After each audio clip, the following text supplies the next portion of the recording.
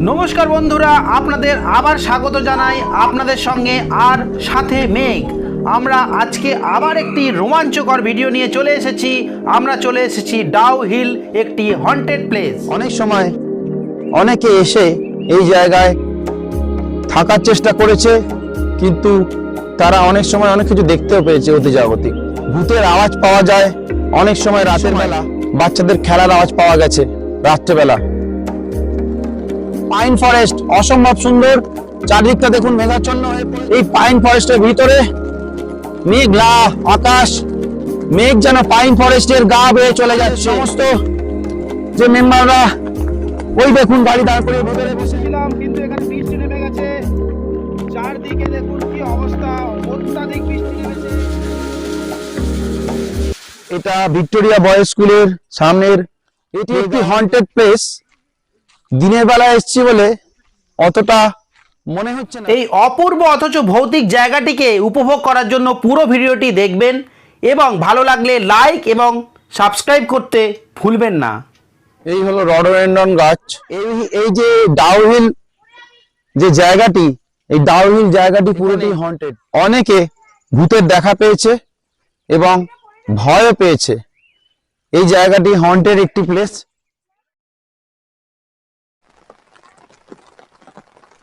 বৃষ্টি পড়ছে, অঝরে নামতে পারছি না। আমরা এখানে একটু চা খাওয়ার জন্য নেমেছি। এইখানে নাকি প্যান্থার আছে।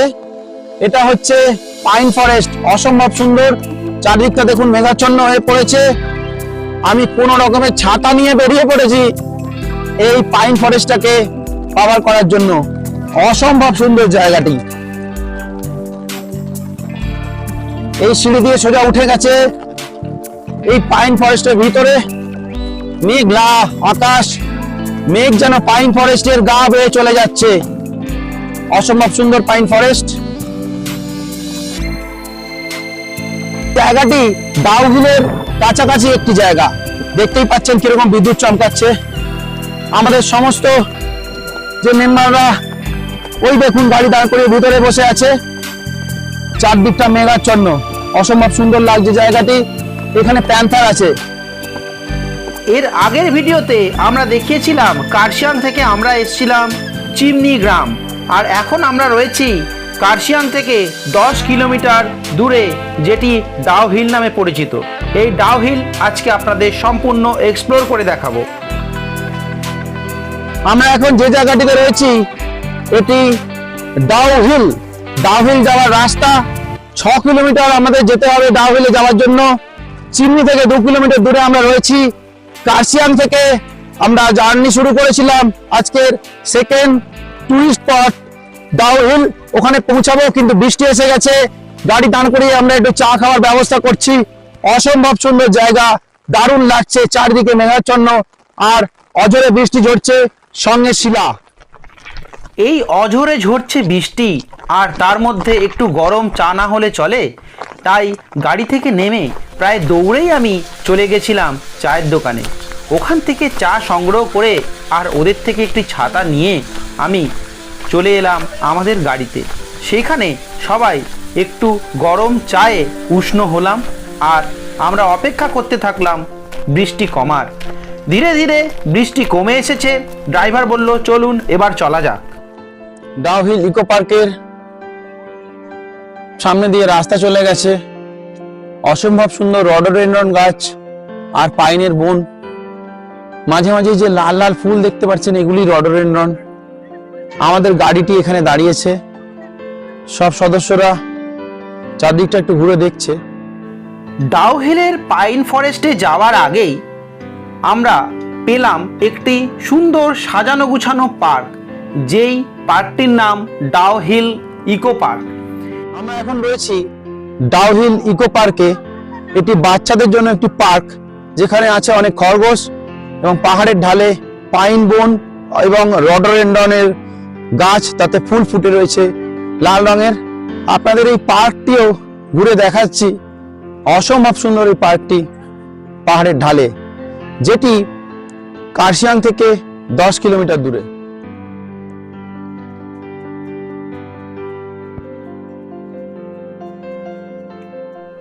এই হলো রডোডেনড্রন গাছ। যে গান আমরা শুনেছি, রডোডেনড্রন তোমায় দিলাম আজ, সেই রডোডেনড্রন গাছ অসম্ভব সুন্দর, চারিদিকে ঝরে পড়ে রয়েছে তার পাতা, তার ফুলের পাপড়ি। ডাউহিল ইকো পার্ক,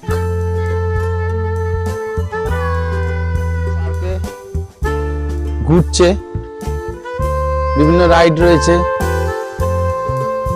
ডাউহিল এই ইকো পার্কে এমন কিছু না থাকলেও পাহাড়ের ঢালে এই সুন্দর রডোডেনড্রন আর এই যে পাইন গাছের সংমিশ্রণ আমাদেরকে মুগ্ধ করলো। বাচ্চারা একটু নেমে এখানে খরগোশ এবং পাখি দেখতে থাকলো।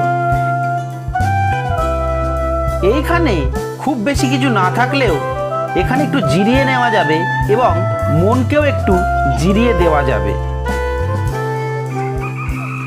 কলকাতার ব্যস্ততাকে ছেড়ে দিয়ে এই অসম্ভব সুন্দর রডোডেনড্রনের জঙ্গল আর পাইনের জঙ্গল দেখতে খুব সুন্দর লাগছে। আর একটি গানই মনে পড়ছে, রডোডেনড্রন তোমায় দিলাম আজ, আর কি দিতে পারি।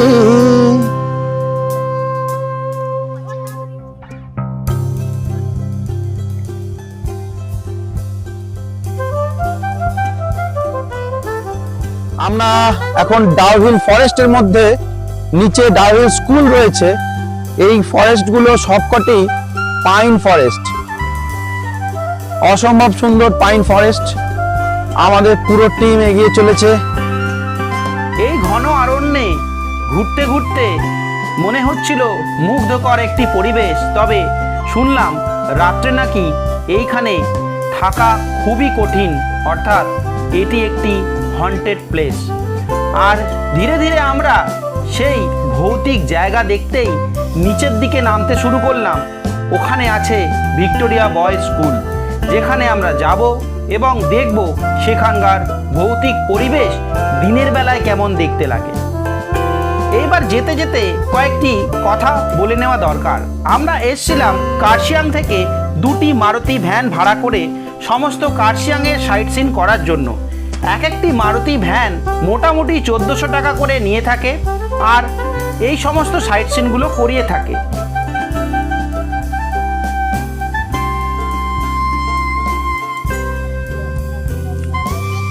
আমরা যাচ্ছি ভিক্টোরিয়া বয়েজ স্কুল। শোনা যায় এটি একটি হন্টেড প্লেস। এইখানে ভূতের আওয়াজ পাওয়া যায় অনেক সময় রাতের বেলা। এমনকি এই যে ভিক্টোরিয়া বয়েজ স্কুল ছুটি থাকা সত্ত্বেও অনেক সময় বাচ্চাদের খেলার আওয়াজ পাওয়া গেছে রাত্রেবেলা। এই যে ডাউহিল যে জায়গাটি, এই ডাউহিল জায়গাটি পুরোটি হন্টেড। এখানে অনেকে ভূতের দেখা পেয়েছে এবং ভয়ও পেয়েছে। এই জায়গাটি হন্টেড একটি প্লেস। এটি শোনা যায় এইখানে অনেক সময় রাত্রে অনেক সময় অনেকে এসে এই জায়গায় থাকার চেষ্টা করেছে, কিন্তু তারা অনেক সময় অনেক কিছু দেখতেও পেয়েছে অতি জাগতিক। এটি একটি হন্টেড প্লেস। দিনের বেলা এসেছি বলে অতটা মনে হচ্ছে না, কিন্তু এটা কিন্তু শোনা যায় একটি হন্টেড প্লেস। এটা একটি স্কুলের হস্টেল। খুব সুন্দর পাহাড়ের ঢালে স্কুলের একটি হস্টেল আমরা দেখতে চলে এসেছি। এটা ভিক্টোরিয়া বয়েজ স্কুলের সামনের প্লেগ্রাউন্ড দেখতেই পাচ্ছেন। অনেক সময় এখানে রাত্রেবেলা আওয়াজ পাওয়া যায়, ছেলেরা খেলছে, অথচ সেই সময় স্কুল ছুটি থাকা সত্ত্বেও। এবার ফেরার পালা। আমাদের পরের ডেস্টিনেশনে যাওয়ার জন্য আমরা প্রস্তুত, গাড়ির দিকে আমরা চলেছি। এর পরের ডেস্টিনেশন আপনাদের এর পরের ভিডিওতে অবশ্যই দেখাবো। ভালো লাগলে লাইক করবেন, শেয়ার করবেন এবং সাবস্ক্রাইব করতে ভুলবেন না আমার চ্যানেলটিকে।